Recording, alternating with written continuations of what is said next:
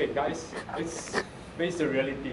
How many of you are going to graduate within these 2 years and start finding a job? Anyone? Oh, that's a lot. We all know that. We all know that a professional resume is the first step towards our next phase of life, career.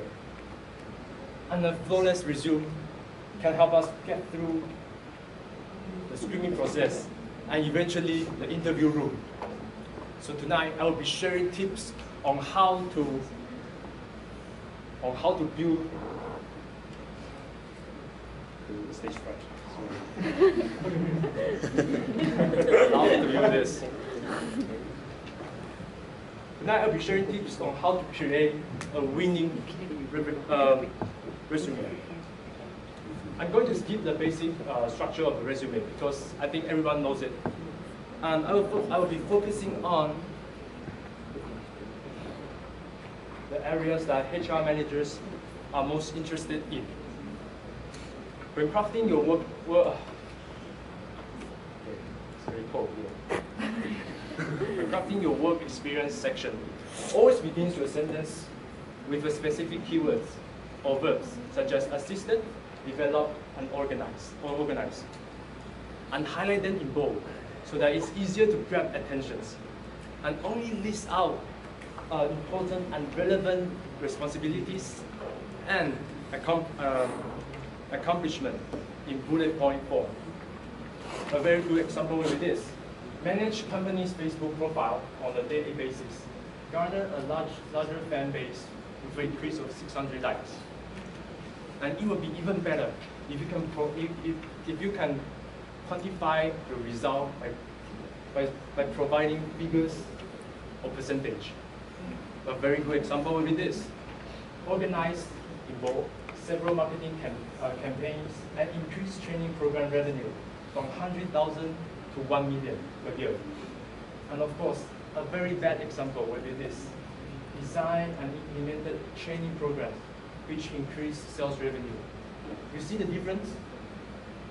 Numbers makes your work experience more convincing because it helps people to visualize the result. And besides all the hard skills you have, companies are now looking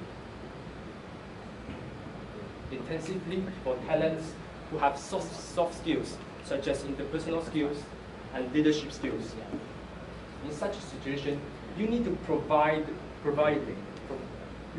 it by providing examples, such as you led a club of more than 300 members, something like that.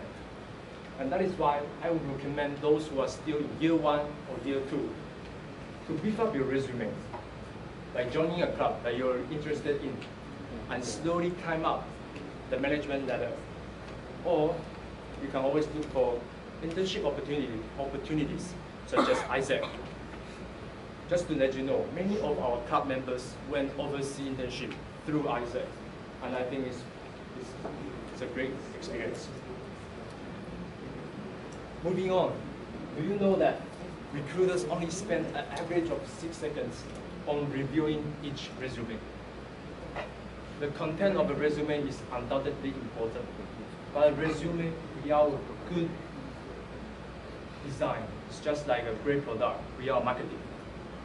So customers will never know the value of the product unless you market it. So it is important to spend some time on designing a layout. Give your resume a touch of style. There are plenty of resume samples on the net to choose from. Or you can design your own unique resume by using Photoshop. And here are some of the excellent resume I have found.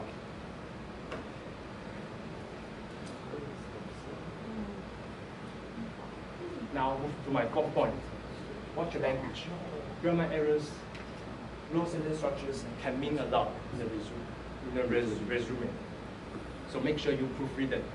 And the best line of defense you could have is to get someone who is more experienced in this field to look through your resume. While keep the length of your resume within 1 page. unless you have a lot of relevant and important information to include, or else the hiring managers might be overloaded with your information and unable to get the message you are trying to put across. And if you still don't have a clue on how to start a resume, even though you have listened to my speech, you can always check out the real-life resume samples on your LinkedIn. And trust me, it helps. And last but not least, and this is very crucial, make sure all the achievement and strength you put in your resume are real. Yeah. If not, it will be extremely awkward if the interviewer asks you about it, unless you are a very good liar, which I sincerely hope no one in this room is. By applying all these little tiny details, you can really differentiate you from other candidates. And always remember, when crafting your resume, the ultimate question that you should always ask yourself is, what benefit can you bring to this company? And with this, I'll end my speech here. Thank you.